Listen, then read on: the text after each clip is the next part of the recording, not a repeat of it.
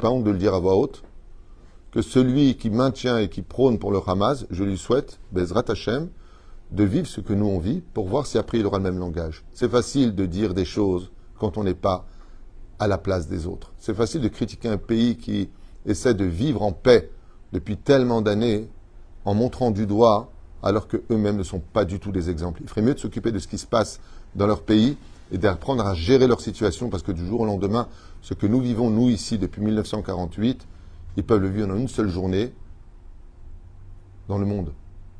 Et à mon avis, c'est ce qui se passera. Qui vivra verra, mais moi, c'est ce que je pense.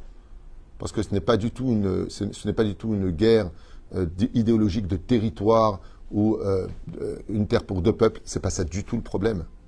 Eux ne veulent pas deux peuples sur cette terre. Ils veulent les Juifs à la mer. Et ils ne le cachent pas. Ils ne le cachent pas. Mais ça, c'est encore un autre sujet. On en a déjà parlé. Les vidéos fusent